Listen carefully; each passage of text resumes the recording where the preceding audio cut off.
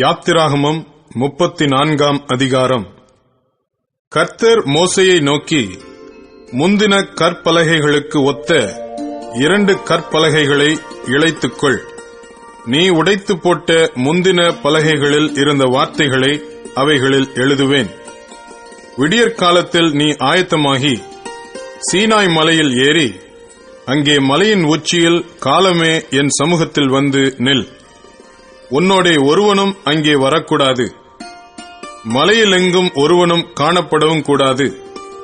இந்த மலையின் சமீபத்தில் ஆடு மாடு மேயவும் கூடாது என்றார். அப்பொழுது மோசே முந்தின கற்பலகைகளுக்கு ஒத்த 2 கற்பலகைகளை இழைத்து அதிகாலமே எழுந்திருந்து, கர்த்தர் தனக்கு கட்டளையிட்டபடியே அவ்விரண்டு கற்பலகைகளையும் தன் கையிலே எடுத்துக்கொண்டு சீனாய் மலையில் ஏறினான். கர்த்தர் ஒரு மேகத்தில் இறங்கி அங்கே அவன் அருகே நின்று கர்த்தருடைய நாமத்தை கூறினார். கர்த்தர் அவனுக்கு முன்பாக கடந்து போகிறபோது அவர், கர்த்தர், கர்த்தர், இரக்கமும் கிருபையும் நீடிய சாந்தமும் மகா தயையும் சத்தியமும் உள்ள தேவன், 1000 தலைமுறைகளுக்கு இரக்கத்தை காக்கிறவர், அக்கிரமத்தையும் மீறுதலையும் பாவத்தையும் மன்னிக்கிறவர், குற்றவாளியை குற்றமற்றவனாக விடாமல் பிதாக்கள் செய்த அக்கிரமத்தை பிள்ளைகளிடத்திலும் பிள்ளைகளுடைய பிள்ளைகளிடத்திலும் 3ஆம் 4ஆம் தலைமுறை மட்டும் விசாரிக்கிறவர் என்று கூறினார். மோசே தீவிரமாக தரைமட்டும் குனிந்து பணிந்து கொண்டு, ஆண்டவரே, உம்முடைய கண்களில் எனக்கு கிருபை கிடைத்ததானால் எங்கள் நடுவில் ஆண்டவர் எழுந்தருள வேண்டும். இந்த ஜனங்கள் வணங்கா கழுத்துள்ளவர்கள். நீரோ எங்கள் அக்கிரமத்தையும் எங்கள் பாவத்தையும் மன்னித்து எங்களை உமக்கு சுதந்திரமாக ஏற்றுக்கொள்ளும் என்றான். அதற்கு அவர், இதோ நான் ஒரு உடன்படிக்கை பண்ணுகிறேன். பூமி எங்கும் எந்த ஜாதிகளிடத்திலும் செய்யப்படாத அதிசயங்களை உன் ஜனங்கள் எல்லாருக்கும் முன்பாகவும் செய்வேன். உன்னோடே கூட இருக்கிற ஜனங்கள் எல்லாரும் கர்த்தருடைய செய்கையை காண்பார்கள். உன்னோடே கூட இருந்து நான் செய்யும் காரியம் பயங்கரமாயிருக்கும். இன்று நான் உனக்கு கட்டளையிடுகிறதை கைக்கொள். எமோரியனையும் கானானியனையும் ஏத்தியனையும் பெரிசியனையும் ஏவியனையும் எபூசியனையும் உனக்கு முன்பாக துரத்தி விடுகிறேன். நீ போய் சேருகிற தேசத்தின் குடிகளோடு உடன்படிக்கை பண்ணாதபடிக்கு எச்சரிக்கையாயிரு. பண்ணினால் அது உன் நடுவில் கண்ணியாயிருக்கும். அவர்களுடைய பலிபீடங்களை இடித்து அவர்கள் சிலைகளை தகர்த்து அவர்கள் தோப்புகளை வெட்டி போடுங்கள். கர்த்தருடைய நாமம் எரிச்சல் உள்ளவர் என்பது. அவர் எரிச்சலுள்ள தேவனே. ஆகையால் அந்நிய தேவனை நீ பணிந்து கொள்ள வேண்டாம்.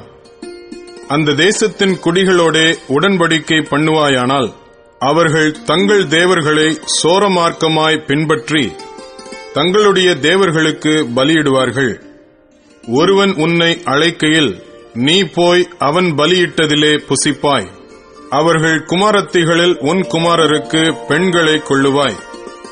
அவர்கள் குமாரத்திகள் தங்கள் தேவர்களை சோரமார்க்கமாய் பின்பற்றுவதும் அல்லாமல் உன் குமாரரையும் தங்கள் தேவர்களை சோரமார்க்கமாய் பின்பற்றும்படி செய்வார்கள். வார்ப்பிக்கப்பட்ட தெய்வங்களை உங்களுக்கு உண்டாக்க வேண்டாம். புளிப்பில்லா அப்ப பண்டிகையை நீங்கள் கைக்கொண்டு நான் உங்களுக்கு கட்டளையிட்டபடியே ஆபீப் மாதத்தில் குறித்த காலத்திலே 7 நாள் புளிப்பில்லா அப்பம் புசிக்க கடவீர்கள்.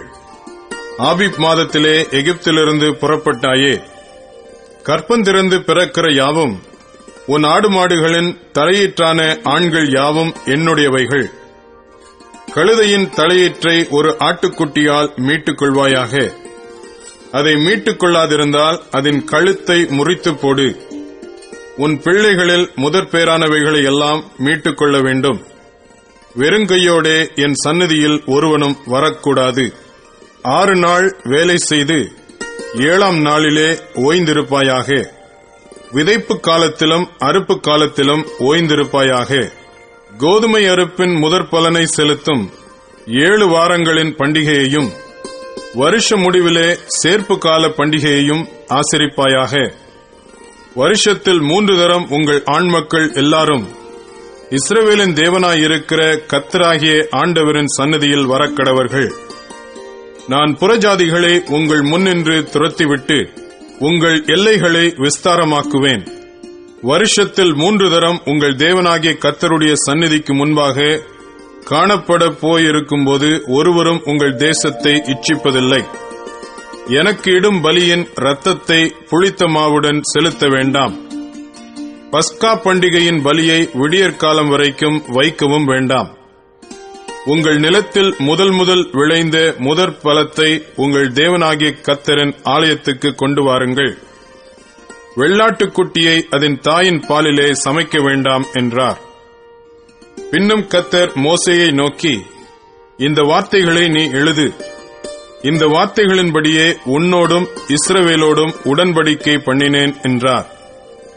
அங்கே அவன் அப்பம் புசியாமலும் தண்ணீர் குடியாமலும் இரவும் பகலும் 40 நாள் கர்த்தரோடே இருந்தான். அவன் 10 கற்பனைகளாகிய உடன்படிக்கையின் வார்த்தைகளை பலகைகளில் எழுதினான். மோசே சாட்சி பலகைகள் 2ஐயும் தன் கையில் எடுத்துக்கொண்டு சீனாய் மலையிலிருந்து இறங்குகிறபோது தன்னோடே அவர் பேசினதினாலே தன் முகம் பிரகாசித்திருப்பதை அவன் அறியாதிருந்தான். ஆரோனும் இஸ்ரவேல் புத்திரர் எல்லாரும் மோசேயை பார்க்கும்போது அவன் முகம் பிரகாசித்திருப்பதைக் கண்டு அவன் சமீபத்தில் சேர பயந்தார்கள். மோசே அவர்களை அழைத்தான். அப்பொழுது ஆரோனும் சபையில் உள்ள பிரபுக்கள் யாவரும் அவனிடத்திற்கு திரும்பி வந்தார்கள். மோசே அவர்களோடு பேசினான். பின்பு இஸ்ரவேல் புத்திரர் எல்லாரும் அவனிடத்தில் சேர்ந்தார்கள். அப்பொழுது அவன் சீனாய் மலையில் கர்த்தர் தன்னோடு பேசினவைகளை எல்லாம் அவர்களுக்கு கற்பித்தான். மோசே அவர்களோடு பேசி முடியும் அளவும் தன் முகத்தின் மேல் முக்காடு போட்டிருந்தான். மோசே கர்த்தருடைய சந்நிதியில் அவரோடு பேசும்படிக்கு உட்பிரவேசித்தது முதல் வெளியே புறப்படும் மட்டும் முக்காடு போடாதிருந்தான். அவன் வெளியே வந்து தனக்கு கற்பிக்கப்பட்டதை இஸ்ரவேல் புத்திரரோடு சொல்லும்போது இஸ்ரவேல் புத்திரர் அவன் முகம் பிரகாசித்திருப்பதைக் கண்டார்கள். மோசே அவரோடு பேசும்படிக்கு உள்ளே பிரவேசிக்கும் வரைக்கும் முக்காட்டை திரும்ப தன் முகத்தின் மேல் போட்டுக் கொள்ளுவான்.